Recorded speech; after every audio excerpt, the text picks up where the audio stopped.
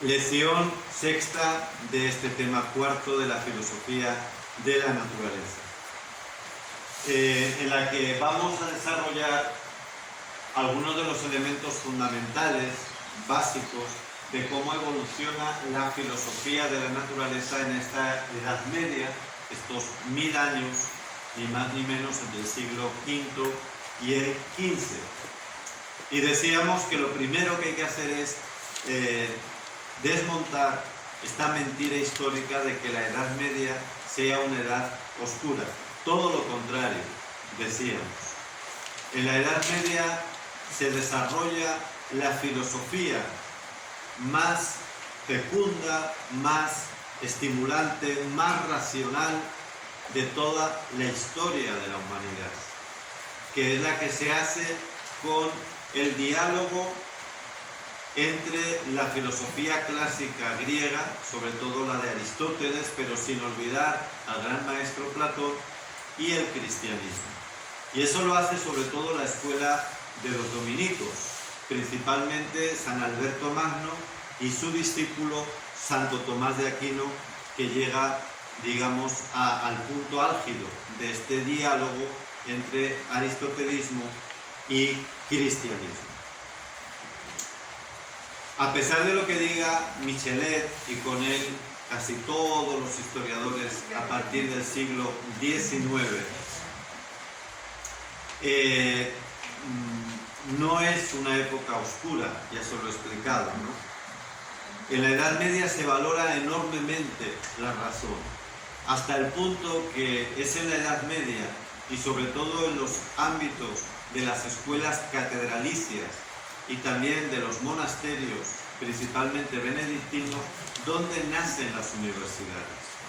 La universidad es una institución de origen cristiano, y hasta podríamos decir eclesiástico, y nace precisamente en la cultura cristiana por esta importancia que la cultura cristiana le da a la razón, a la ciencia, pero además se lo da con un, con un plus que hoy no tenemos, y es que es una razón y una ciencia que sabe dialogar, que sabe integrarse en la fe, respetando su propio dinamismo y su propio método, porque tiene su propia naturaleza, pero en integración, en diálogo. Esto lo hicieron muy bien en la Edad Media, muy bien, y nosotros no somos capaces todavía de hacerlo. Estamos intentándolo, hemos dicho que es uno de los grandes retos evangelizadores, pero ellos lo hicieron muchísimo mejor de lo que lo hacemos en nuestra cultura, muchísimo mejor. E insisto, con un desarrollo como nunca de la razón. Las universidades medievales eran mucho más exigentes desde el punto de vista de los criterios racionales que lo que son nuestras universidades. Hoy las universidades son normalmente la repetición de una serie de estereotipos que además es muy raro que nadie se atreva a cuestionar, porque dentro del mundo académico de las universidades es muy endogámico. Se dan las cátedras a los amigos. El tribunal se lo concede a las personas que, o bien por amistad o por semejanza en el pensamiento, se consideran más adecuadas. Y esos catedráticos pues tienen también sus agregados, sus colaboradores, que también son simpatizantes de la misma teoría. Y es muy raro en una universidad contemporánea encontrar un pensamiento diferente al que es el estereotipo o el pensamiento imperante. Pero además, dada la fragmentación que a partir sobre todo del siglo XVIII y XIX se da en las materias, en las distintas áreas del saber, esa fragmentación impide algo que en la Edad Media se valoraba grandemente, que era esa visión de conjunto, esa sabiduría amplia, que sin quitar la especialización permitía pues una mirada más allá de la parcela en la cual tú eres especialista. Y esto tampoco se encuentra desde luego en nuestras universidades. Por ejemplo, en las universidades medievales el método era la confrontación. Es el método, la confrontación de ideas, me refiero, no entre personas, sino de ideas, que es el método propio de Santo Tomás de Aquino. En la Suma Teológica, que es la obra más conocida y quizás más importante de Santo Tomás de Aquino, todo parte de una tesis, pero esa tesis se le presenta inmediatamente la contratesis, es decir, partamos de esto. Se plantea un problema, vamos a poner la encarnación del Hijo de Dios. Entonces Santo Tomás dice, esta es la afirmación. ¿Cómo la explica San Agustín? Y enseguida dice, pero frente a lo que dice San Agustín o frente a lo que dice el magisterio de la Iglesia, fulano dice esto y mengano dice esto. Es decir, enseguida, no al final, sino como parte fundamental de toda la argumentación, se pone la opinión contraria. ¿En qué clase de universidad se hace esto así? Hoy día me refiero. No se hace. Se repite el estereotipo que tiene el profesor, que es el que a su vez recibió cuando él era alumno, y nadie cuestiona eso. Y si lo cuestionas es para reírte del que piensa distinto, para ponerle ahí a caer de un burro, como decimos, pero nadie pone al mismo nivel una tesis y la contraria. Esto es lo que hace Santo Tomás, que era el método de la escolástica. La escolástica significa la escuela, y es la corriente que predomina sobre todo a partir del siglo, ya antes de Santo Tomás existía escolástica, con Pedro Lombardo sobre todo, pero es el método que predomina. Por lo tanto, mucho más dialógico, mucho más exigente que los métodos contemporáneos, pero muchísimo más, muchísimo más. Bien, Santo Tomás, como les estoy diciendo, recupera en gran parte la filosofía de Aristóteles. Y cuando digo recupera, es así, literalmente, porque Aristóteles, después de las invasiones bárbaras del siglo V, pues tanto él como los clásicos griegos y los clásicos romanos, pues se pierden sus obras. En Occidente se pierden, porque los bárbaros, pues, destruyeron casi todas las bibliotecas. No los cristianos, como ahora nos dicen algunos historiadores contemporáneos que son rabiosamente tendenciosos, partidistas. Eso fue obra de las invasiones bárbaras, en un 98%, la pérdida de esos libros clásicos.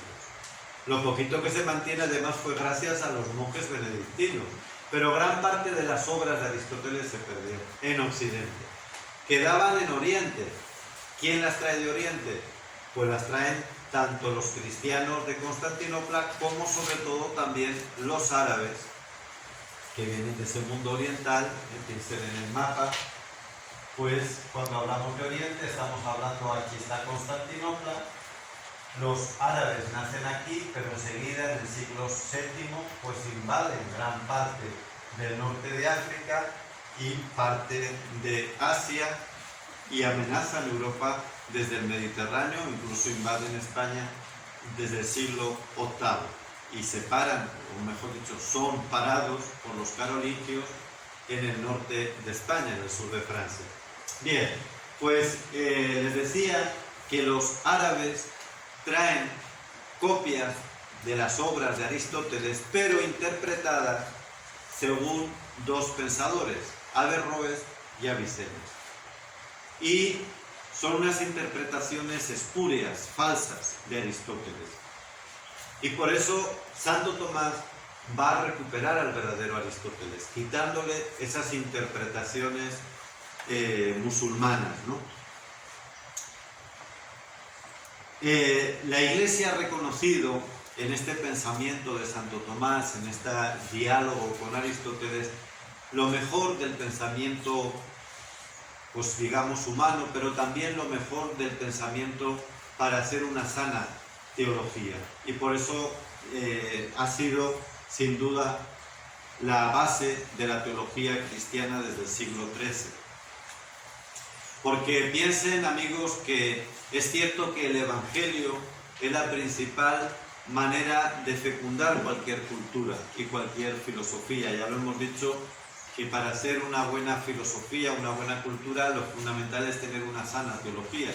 Pero también es cierto que cuanto mejor sea la filosofía con la que tú dialogas, ahí también es verdad que el Evangelio va a arraigarse mucho más fecundamente. Así que es una interacción mutua. Ahí tienen un poquito otro árbol ideológico, bueno, sacado de internet, muy simplón, muy simplista en algunos elementos, pero bueno, para introducirnos al que no lo conozca en la vida de Santo Tomás, pues le puede ayudar porque ciertamente es un autor fundamental y sobre todo en esta escuela Agnus Dei en la que nos declaramos abiertamente tomistas, aunque también agustinianos son nuestros dos principales referentes. Y pues lógicamente hoy también en nuestros días tenemos como referencia toda la teología del Vaticano II y más contemporáneamente lo que llamamos la Radical Orthodoxy o la ortodoxia radical, traducido literalmente, ¿no? Y el Santo Tomás de Aquino pues integra, como acabo de repetir, los datos de la razón y de la fe. Es un diálogo para él fructífero. Pero vamos a ver cómo él repiensa a Aristóteles, porque es un diálogo en el que Santo Tomás no se limita a repetir. Eso no es diálogo. El diálogo es cuando tú tienes en cuenta lo del otro, pero das un paso más allá. Haces una síntesis superadora, que es lo que plantea Santo Tomás. Vamos a ver algunos aspectos en los que la aportación teológica de Santo Tomás hace evolucionar la filosofía de la naturaleza de Aristóteles. Por ejemplo, la concepción aristotélica de la filosofía de la naturaleza es la siguiente. Según Aristóteles, existe un mundo que es eterno. El mundo existe desde siempre. No tiene origen. Para nosotros el mundo empieza con el acto de la creación, por lo tanto tiene origen. Antes del mundo existe... ¿Qué existe? La nada. Para los griegos en general y para Aristóteles en particular, que es el que nos ocupa ahora, la nada no existe. Nunca ha existido. Siempre ha existido algo. Siempre ha existido el mundo. Además, ha existido tal como lo conocemos ahora, porque tampoco tienen el concepto exacto de evolución como tenemos nosotros. Es una evolución cíclica, un movimiento cíclico, repetitivo. Ahora lo vamos a explicar, ¿no? Entonces, este mundo eterno, por lo tanto, existe a la vez que Dios. Los dos existen a la vez. Y este mundo es movido, Aristóteles pensaba el mundo como una serie de circunferencias. ¿Quién mueve esas circunferencias? Pues hay un motor primero, que es el que le pone en funcionamiento desde siempre, que es Dios.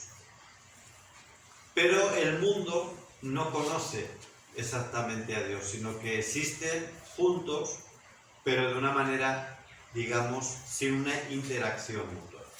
Santo Tomás, basado en la Biblia, no es que introduzca el concepto de creación Santo Tomás, sino que en este diálogo con Aristóteles aporta eso. El concepto de creación, hemos dicho, viene de los judíos, viene del Génesis. Pero Santo Tomás cambia la filosofía de la naturaleza y lo cambia con un elemento tan importante como la introducción del concepto de la creación a partir de la nada. Vamos a hablar en la siguiente lección de ello.